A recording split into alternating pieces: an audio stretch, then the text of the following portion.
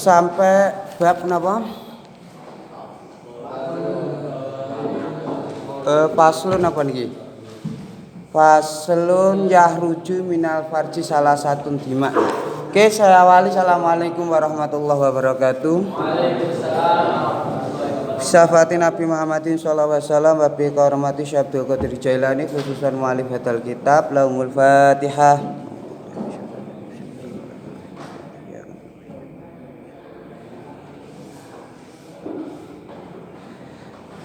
Ahlina wa dzurriyyatina khususan abu wa ummi Lahumul Fatihah.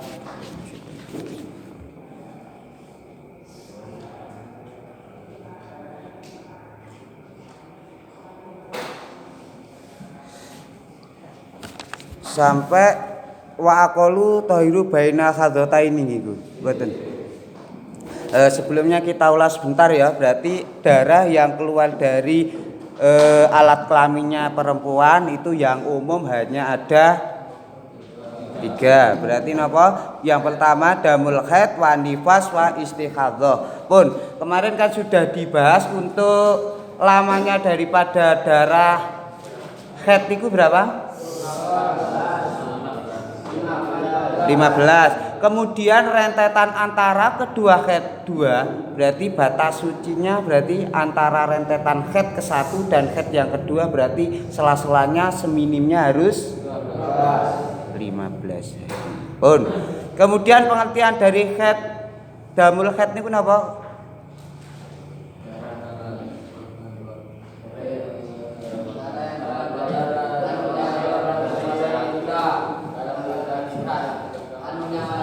Ya, dari vaginanya anak perempuan yang mana dari jalan yang sehat atau dari jalan yang umum. Berarti ini ketentuannya nanti kalau usianya kurang dari 9 tahun maka otomatis bukan dikatakan darah katakan tetapi akan menjadi darah.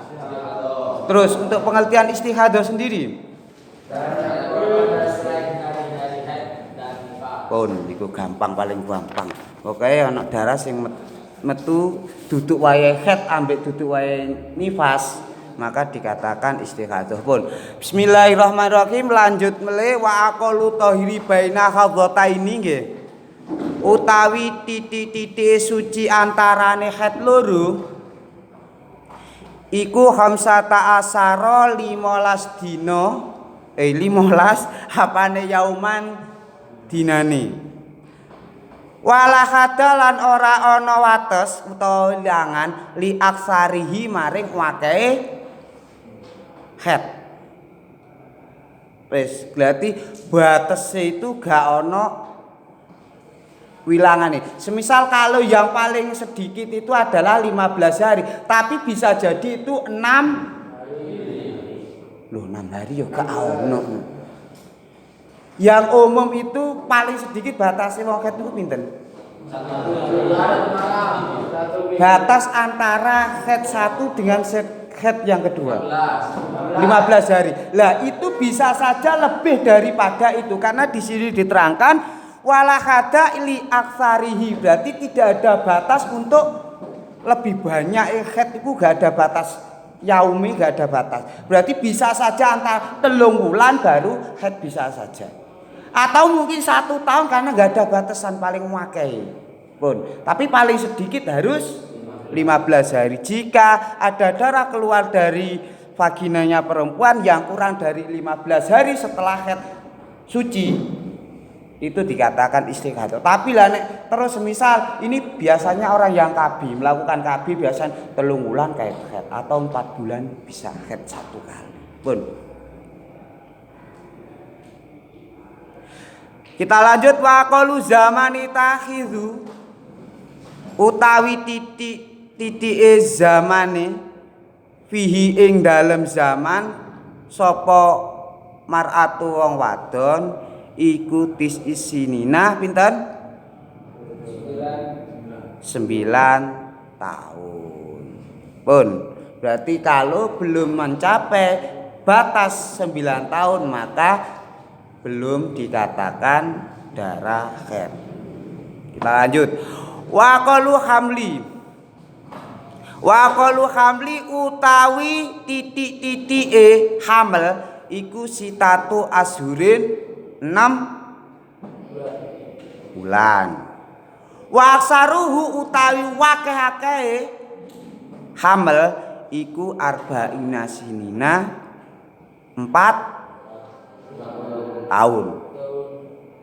Wis ana sing 4 tahun sampai 4 tahun nih. Berarti ya saaken. Itu berlaku untuk Imam Syafi'i. Lah nek untuk zaman sekarang nggak memungkinkan karena lebih daripada 9 bulan maka harus dicesar. Karena itu bisa berbahaya untuk janin dan untuk si ibu pun. Berarti untuk lebih dari kan sudah ada USG ya. Biasanya ditentukan bulan ini si jabang bayi ini akan harus lahir dengan usia, kandungan, berat badan, ada semuanya kan, sudah ditampilkan. Nah, terus jika lebih dari target itu maka harus dicesar karena itu berbahaya untuk si janin. Biasanya yang umum kalau janin terlalu lama di dalam maka otomatis akan banyak mengonsumsi atau khawatir kecampuran ketuban. Lah itu nanti efeknya bisa-bisa ya ono sing biasanya yang umum itu lebih tua kelihatannya bayi waktu lahir. Karena apa? Yang umumnya 9 bulan sudah keluar kok belum keluar. Lah maka itu akan mengganggu dari perkembangan si janin. Wis wayahe ngombe susu ibuke kok durung ngombe susu ibuke. Ijek nggo jero wae. Wis wayahe menghirup oksigen bebas kok ijek melok ibuke. Iku alasannya dari pihak medis atau kedokteran kalau lebih dari 9 bulan maka harus segera dicesar. Pun. Kecuali untuk Imam Syafi'i ini beda ya. Karena yang dimaksud untuk 4 tahun ini adalah Imam Syafi'i. Wis beda. Wis. Sekarang kita melanjutkan lagi. Wa ghalibu utawi umume utawa kaprahe hamil iku tis'atu ashurin pinten? 9 bulan. Iki berarti kayak kitab ini menjadi rujukan orang medis atau kedokteran karena yang umum 9 bulan lebih dariku berarti gak umum segera dikeluarkan. Pun kita lanjut. Bismillahirrahmanirrahim. Wa yahrumu lan haram bil haidi kelawan wong haid. Wa nifasi lan nifas apa samaniatu asya pinten? Samania 8 pira-pira perkara. Berarti bagi orang yang haid dan nifas ini ada pantangan yang tidak boleh dilakukan ada 8 diantaranya as-sholatu swiji sholat patok bangkrong model ya apa-apa nek wong haid gak oleh sholat walaupun itu adalah sholat sunnah. Lah kalau sujud syukur piye sujud syukur yo ya, berarti kalau bagi wanita yang nifas atau haid itu sujud syukur angsal karena sujud syukur bukan sholat. Lah pengertian sholat napa? Kita kembali lagi. Sesuatu yang diawali niat dengan takbiratul ihram dan diakhiri dengan salam dengan sesuai ketentuan yang tertentu. Niku wis. Berarti kalau sujud syukur itu adalah mimbati sholat setengah saking dari sholat karena ngambil daripada salah satu rukun mawon pun berarti boleh be oleh duit wakai sak ton misal langsung sujud syukur bagi wong nifas utawa wong haid boleh pun. Yang kedua wasaumulan poso nomor loro nih gak oleh bagi orang yang tadi berpuasa walaupun kurang setengah jam paling basan jam 5:30 iku wis dur maghrib, marun jam 5 kok untup-untup opo iki? Waduh wayahe head iki. Umume wis wayahe head. Kemudian dicek dengan menggunakan kapas yang umum mediatore dilebokno, kemudian lho kok nerembes abang. Anjene aku wayahe head saiki. Lah maka harus segera dibatalkan. Gak oleh moro-moro waduh tak terusno eman ya kurang titik. Timbang nyauri yo jare ngaten. Pun kita lanjut melih. Endi rek tutuke? Wa qiraatul Qur'an lan maca Qur'an gak oleh merono Al-Qur'an dicekel cek marun waduh aku tak waca maka tidak boleh. Yang dikatakan dengan membaca itu ada mediatore. Kan berarti ada Al-Qur'ane. Lah nek pean gak ono Al-Qur'ane berarti menghafal. Beda lagi orang menghafal dengan moco. Kalau moco itu ono sing dibahas. Aku moco kitab berarti ono. Lah aku menghafal Quran berarti saya tidak membaca. Wis, pun paham nggih? Atau diniati wiritan monggo PEP-an sing tahfidz lho kok wean. Kan gak ono wedok ini bagi perempuan ya. Berarti gak apa-apa untuk tahfidz dan sebagainya tujuane nglalar utawa wiritan yang qiraatul Quran. Terus kemudian yang selanjutnya nomor 4 wal mashu mushafilan jempok mushaf wa hamluhu lan gawa Quran. Berarti nggak boleh bagi yang ditentukan tadi nifas dan khed itu nggawa ambek jempok. Wis, berarti umpama ini semisal Al-Qur'an mau di pas aku khed moro tak gawa gak boleh. Walaupun itu sama gak oleh sama Quran. Ataupun juga itu tempat yang dikhususkan Quran contohnya. Wis. Semisal iki wis. Lah iki khusus kanggo nggone Quran. Misal khusus gak ono kitab liyane, gak ono tafsir, gak ono Bulughul Maram dan sebagainya. Ini memang khusus untuk Quran. Lah bagi orang yang khed dan nifas gak oleh jempok karena ini dihukumi Quran juga. Paham ya? Biasanya ini di masjid-masjid yang masjid besar biasanya ada tulisannya khusus Quran. Itu enggak boleh. Ten mriki mboten enten ten mriki. Semuanya masjid wis umum wis rae wis serah wis. Mbok digawe tafsir, mbok digawe apa enggak, Pak? Pak, kalau misal ini kan bersama Quran. Nggih. Terus iki wonten buku. Nggih. Ngambilnya enten ya, Pak. Niati ngambil. Nggih, enggak apa-apa. Asalkan satu catatan. Barang yang dipakai itu adalah lebih besar daripada benda tersebut. Contoh, niki Quran. Ini bendanya. Lebih gedean mana? Kalau lebih gedean diniati boleh. Semisal iki ono Quran. Aku niatnya ngangkat meja. Atau menggeser maka boleh. Karena apa? Ini lebih besar daripada gampang kan? Berarti semisal kono ono meja waduh arek het lur kate ya apa diangkat mejanya enggak. Sama kain. Lah itu beda lagi ambek gotik ambek apa kan beda itu kan tujuannya megang. Gak boleh. Maka harus dengan menggunakan media yang lebih besar dengan niat memindah barang tersebut. Tutu ndi mang wa suka paham lugas kemudian nggawa itu berarti apa? Memindahkan satu ke tempat yang lainnya. Iku nggawa. Semisal aku moro-moro nggawa iki tak endeng-endeng misal seret pindah maka tidak boleh. Kemudian untuk tafsir gimana hukumnya? Bagi orang nifas dan haid membawa tafsir? No? Boleh untuk tafsir. Karena tafsir itu Al-Qur'an bukan? Sebagian dari intinya Al-Qur'an, sebagian intinya itu Al-Qur'an tapi sebagian karena sudah disadut dengan terjemah. Semisal dulu pengen tafsirin apa?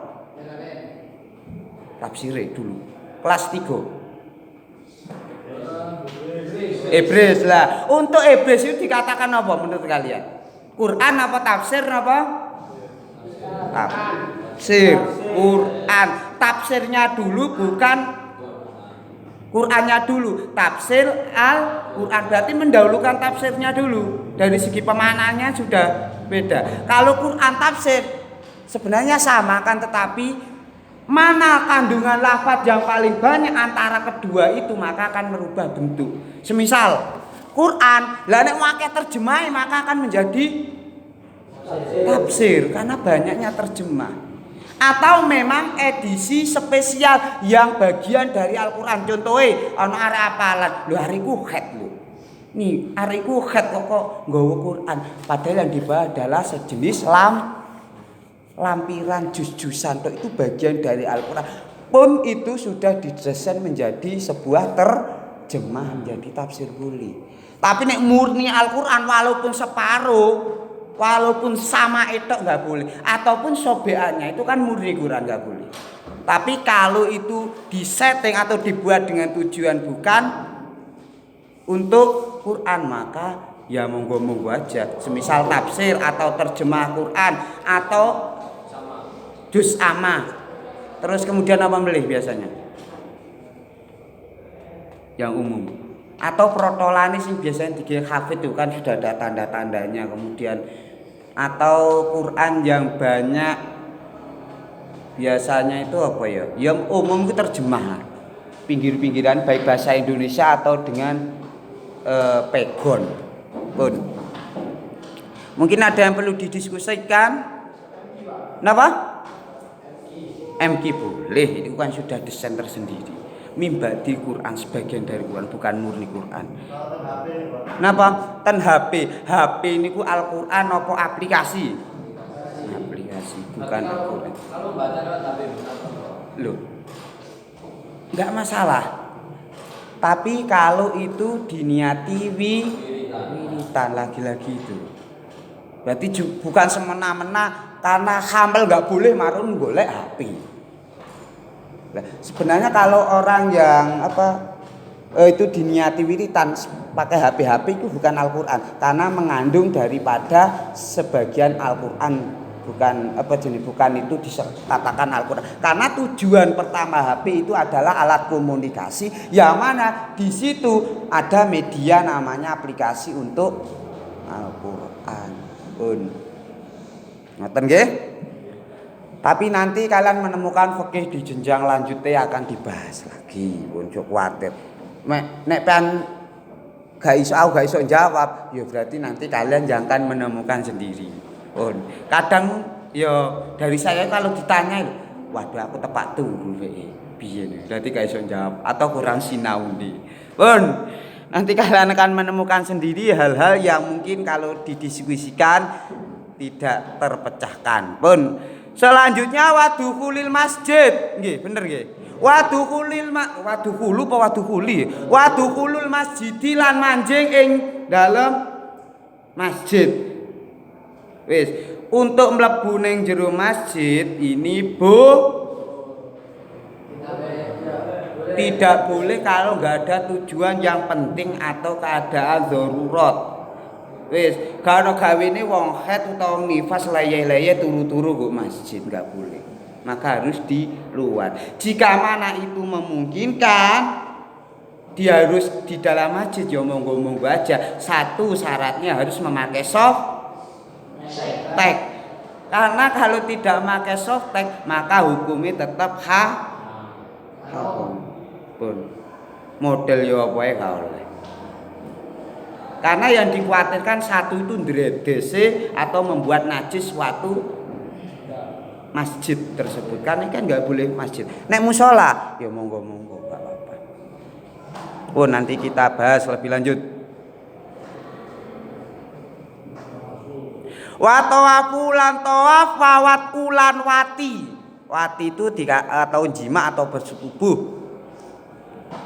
Wal istimta ulan ngalap seneng bima kelawan bagian tubuh atau anggota boleh. Baina surati ing antarane udel warubati lan dengkul. Itu ya. Itu berkenaan dengan hal-hal yang tidak diperkenankan bagi yang haid dan nifas. Berarti kita ulang, pertama sholat, kemudian puasa, qiraatul Quran, masul mushaf wa hamluhu wa dukhulul masjid wa tawafu wa wat'u wa istimta'u bima baina surah wa rubah. Pun nggih.